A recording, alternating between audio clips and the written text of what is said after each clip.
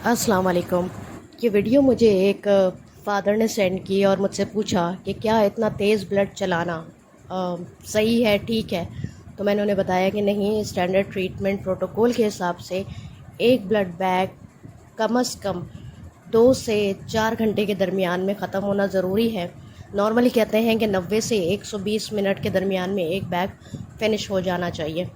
तो उन्होंने बताया कि उन जहाँ वो ब्लड ट्रांसफ्यूजन करवाते हैं वहाँ का स्टाफ ना तो ये कम करने देता है, हमें कम करने देता है, ना खुद करता है, और वो बहुत जल्द इसको मतलब घंटे के अंदर इसको ट्रांसफ्यूज़ कर देते हैं। तो ये बहुत गलत प्रैक्टिस है।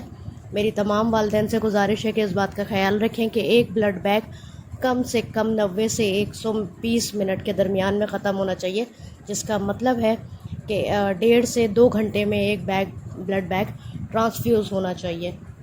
ब्लड तेज़ चलाने से हार्ट पे असर हो सकता है और कोई रिएक्शंस भी हो सकते हैं, तो काइंडली इसको ज़्यादा से ज़्यादा अवॉइड करें। ये बहुत ही गलत प्रैक्टिस है।